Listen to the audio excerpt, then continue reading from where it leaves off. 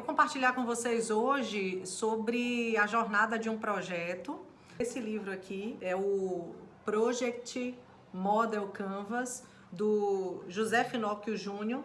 E problemas, C, construção, U, uso e V, valor.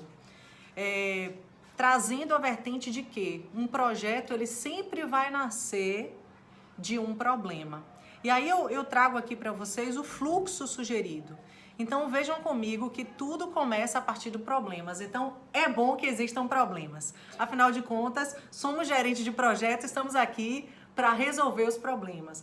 Então antes mesmo da gente pensar nas pessoas ou na solução daquele problema, a primeira coisa que precisa existir é um problema. Precisa existir um problema. A partir do momento que existe um problema, surgem as pessoas. E aí eu trago para você uma vertente que é essa palavra aí, o capability, que ele vai além das habilidades naturais, né? O capability, ele está mais relacionado a um mix entre os hard skills e os soft skills, né? Aquela competência toda técnica que nós temos, que a gente chama de hard skill, e também uma competência emocional que a gente chama de soft skills. Então, a priori, a gente pensa assim, existe um problema e existem pessoas com as habilidades e com as competências suficientes para tratar aquele problema.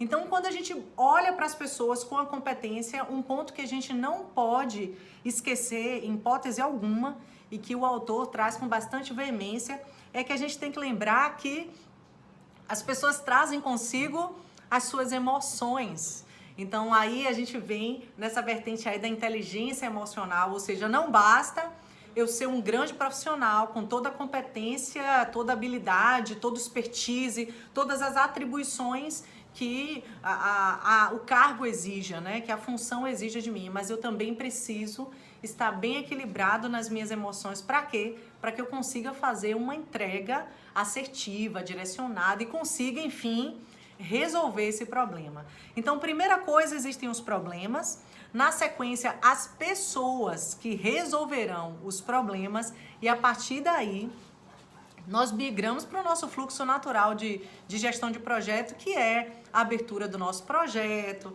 e aí tem essa etapa de construção onde a gente fala do planejamento, da execução do projeto.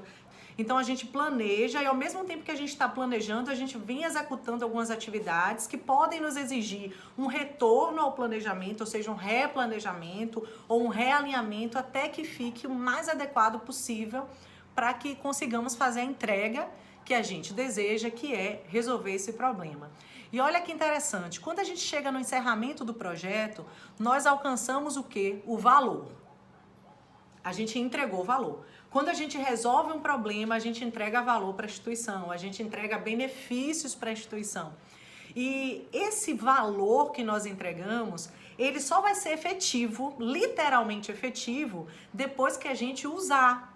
Então imagine comigo que inauguramos aí uma nova unidade, concluímos todas as etapas de planejamento e execução para que essa entrega seja efetiva e podemos dizer assim, olha, concluí esse projeto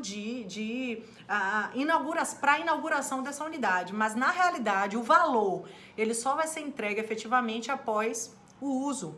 Por isso que nessa proposta do PQV ele traz assim, ele diz o seguinte, eu encerro o projeto, eu já entrego um valor, só que existe um mix entre valor e uso. Então o valor eu entrego, assim que eu termino o projeto eu preciso entregar algum valor, olha, tá aqui, isso aqui tá entregue. Só que esse valor ele vai sendo reavaliado à medida que eu vou utilizando aquela entrega, aquele entregável. Como tem um outro formato super simples da gente ver esse fluxo aí do PQV. Como eu falei inicialmente, começa com um problema. Tendo o problema, aí a gente pensa na segunda etapa, que são as pessoas. Então, primeiro eu tenho um problema e a partir desse problema eu tenho uma equipe que vai resolver esse problema, que vai tratar esse problema. Então, desse problema vai nascer uma solução. E aí que a gente entra numa etapa de decisão. A pergunta é, essa solução que foi discutida pela equipe, que foi proposta pela equipe, que foi planejada pela equipe, entendam que essa solução pode ser resolvida em uma única reunião? ou pode ser sugerida, né? Essa solução pode ser sugerida em diversos encontros, em diversas reuniões, após uma análise de diversos indicadores. Então, depende de que entrega a gente está falando. Mas aí, após a gente pensar nessa solução, a gente precisa tomar uma decisão. Se essa solução proposta gerar valor, ou melhor, se ela não gerar valor, o que é que a gente faz? A gente para o projeto. Mas, se a gente pega aquela análise, se a gente avalia aquele ponto que foi avaliado pelo time e a gente entende que sim, vai gerar valor para a instituição, é nesse momento que a gente diz assim, ok, segue em frente. Se a gente observar essa metodologia, esse método, a gente vai entender que esses problemas só serão solucionados se essas equipes estiverem saudáveis. Se essa equipe estiver bem, se essa equipe estiver bem equilibrada em suas emoções, se essa equipe estiver competente na sua área técnica que ela vai desenvolver. Então, observe, o grande personagem nesse fluxo aí de gestão de projeto é, de fato, pessoas. São as pessoas que precisam estar trabalhando como equipes sólidas, consolidadas. Pensando no campo problema, que é o primeiro campo que a gente acessa, a gente precisa entender que existem algumas capabilities que são obrigatórias para qualquer pessoa que vá atuar nesse problema. Quem vai resolver esse problema precisa possuir esses capabilities. Quais são, Zandra? Primeiro, entendimento assertivo. Ou seja, pessoas que têm facilidade de entender o problema. Ouvir o problema, pensar a respeito do problema e compreender esse problema. Como nós, seres humanos, somos muito imediatistas, é natural a gente já querer encontrar a solução. Às vezes a pessoa está nos apresentando o problema e a gente já quer sugerir a solução. Mas o grande segredo de você conseguir trabalhar e tratar efetivamente um problema é você ter capacidade de compreender, de entender qual o real problema. Segundo, ter um pensamento crítico, que é naquela abordagem de perguntar, e a gente usa aí duas grandes referências, que é por que não pode ser assim, por que a gente não faz dessa forma, por que a gente não tenta assim, etc. E o outro formato é o e se? E se a gente fizesse diferente? E se a gente propôsse em um formato único, de um formato específico, e se usássemos determinada equipe? Então, são as pessoas que têm mais o pensamento crítico para trazer essas abordagens com o porquê e o se.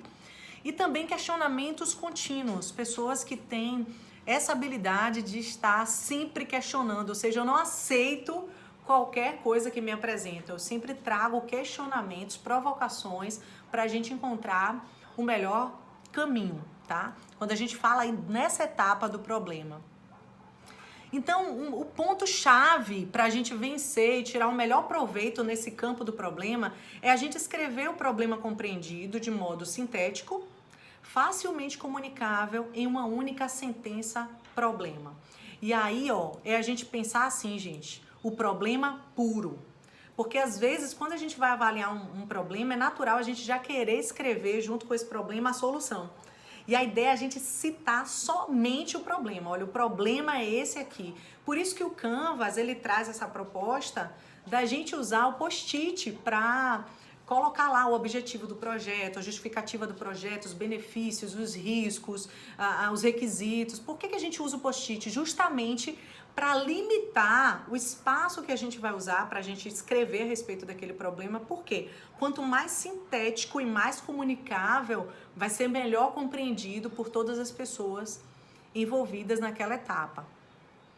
Um outro ponto importante em relação ao campo do problema é que existe um personagem muito importante. Qual é o personagem mais importante nesse campo do problema, gente? É o patrocinador. Por que o patrocinador? Porque é ele quem vai autorizar que a organização gaste seus recursos para fazer o projeto acontecer. Então, o que é que a equipe precisa fazer? A equipe precisa defender racionalmente, mostrar o valor que aquele projeto vai trazer. Então, a equipe vai fazer toda aquela análise, vai estudar, vai desenhar a proposta e precisa ser bem coesa, bem direcionada para que ela possa apresentar ao patrocinador do projeto e o patrocinador diga, ok, eu decido investir nesse problema para que possamos encontrar essa solução e esse valor possa agregar, né, na nossa empresa, trazer resultados para a nossa empresa. A gente migrar desse campo problema para o campo construção, a gente precisa de quê? De uma autorização oficial. Na etapa de construção, qual a missão da equipe? Construir componentes do entregável. Então, a equipe vai pensar naquele problema e vai dizer assim, o que eu preciso fazer para eu entregar o resultado final disso tudo. E esse entregável, normalmente, ele se subdivide em entregas intermediárias que estão integradas, que estão conectadas. Os membros da equipe do projeto, eles mantêm o tempo inteiro essa relação cliente-fornecedor entre si. No momentos que nós estamos atendendo uns aos outros como clientes, ou nós estamos sendo fornecedores uns dos outros, e a nossa entrega com qualidade, a nossa entrega efetiva, a nossa entrega de valor vai contribuir para que seja um projeto mais assertivo. Porque quando nós falhamos a nossa entrega, nós geramos retrabalho, nós geramos sobrecarga e nós geramos impactos no cronograma. Esse campo da construção, um ponto muito importante para a gente conseguir fazer essas entregas intermediárias e ter entrega definitiva no final, é essa inspeção. Essa inspeção que é o quê? Qual o objetivo principal? Minimizar retrabalho e minimizar devoluções. Por isso que a gente tem reuniões periódicas e constantes. Quem é, Zandra? A pessoa responsável por essa inspeção é o gerente do projeto. O gerente do projeto, ele é responsável pela inspeção, no sentido de tinha uma entrega que precisava acontecer até o dia 30 de junho. Se essa entrega não aconteceu até o dia 30 de junho, cabe ao gerente ir até aquela pessoa, até aquela área específica, até o responsável por aquela entrega e entender o motivo daquela não entrega, renegociar aquele prazo e verificar as mudanças, os impactos, né? Porque às vezes um atraso aqui, ele pode gerar uma mudança significativa no projeto. Então é importante esse cuidado aí dessa inspeção, de ficar avaliando e acompanhando os prazos para ver o que é que está gerando retrabalho, algum tipo de devolução. E aí, gente, um ponto aqui de reflexão pra gente. A equipe é como uma orquestra. Precisa de um maestro que coordene, sincronize e entregue a construção de um projeto. A missão do gerente de projeto é essa, gente. A nossa missão é essa. A gente precisa coordenar, sincronizar e integrar. E um dos fatores que nos facilita muito alcançar esses 3 papéis aí é a nossa proximidade com a equipe, a nossa conexão com a equipe, porque a gente precisa ter um excelente relacionamento com a nossa equipe para conseguir coordenar, sincronizar e integrar. O tempo inteiro nós que compomos essa equipe, nós recebemos subsídios e recebemos o que? Inputs. E esses inputs, essas informações que nós recebemos de fora da equipe do projeto. Stakeholders externos, que são todas as outras pessoas que têm influência no projeto, mas são pessoas que de alguma forma vão trazer inputs, vão trazer informações, vão trazer dados para que a nossa equipe possa desempenhar o projeto aí da melhor forma possível. Então, gente, para a gente migrar do campo construção para o campo uso, a gente precisa de um aceite do cliente. A gente precisa que o cliente diga, ok, eu concordo, eu aceito, eu reconheço que essa entrega foi feita. No campo do uso, características que eu trouxe aqui, olha, a gente entende que estamos no campo do uso se o entregável está pronto, tá?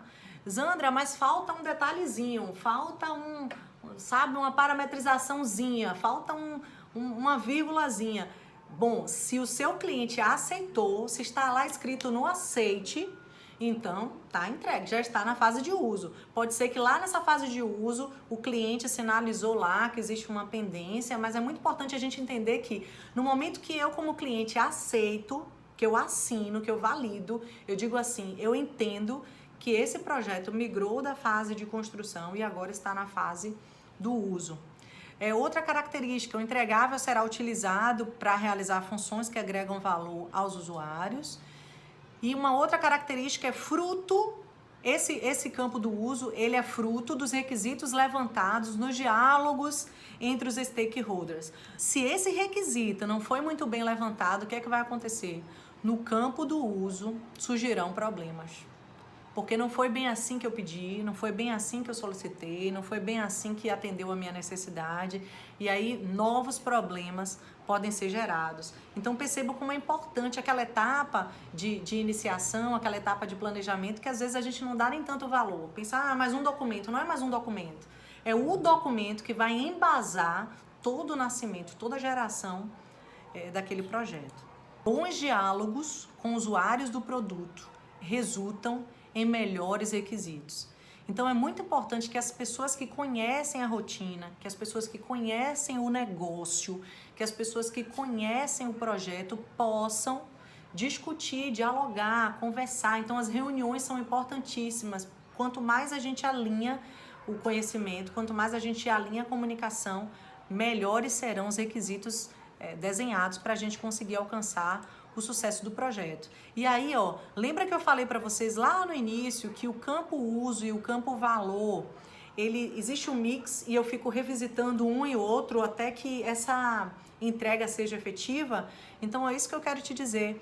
Não existe um evento específico que diga assim, olha, agora eu estou saindo do campo uso, estou migrando para o campo valor. Não, não existe isso. O tempo inteiro a gente vai estar nesse mix. Eu estou entregando valor, estou usando. Estou entregando valor, estou usando. Em alguns momentos eu vou fazendo esse mix até que o meu valor seja efetivo e seja digno de um reconhecimento final. Então esse campo valor, como é que ele funciona? Ele funciona assim, gente, nos meses e anos subsequentes à implantação daquele projeto, à realização daquele projeto, aquele produto, aquele serviço passa a transformar positivamente a vida de todas as partes interessadas. No momento de valor é quando a gente entende que está existindo uma adição positiva na vida das partes interessadas. As pessoas envolvidas estão vendo esse valor ser agregado à medida que o tempo passa. Então, para que a gente tenha a efetividade desse valor, a gente precisa medir. Precisa medir. E essa medição toca na área financeira, toca em aspectos sociais, toca em aspectos ambientais, toca em vários aspectos, tá? Os três principais citados pelo autor são esses três, mas a melhor forma e o máximo que a gente conseguir medir os benefícios dessa entrega, mais assertividade a gente vai ter e mais efetividade de que esse projeto de fato agregou valor para a instituição. Pensamento aqui para a gente fechar, né? Uma jornada de 1 milhão de milhas começa com o primeiro passo. Obrigada.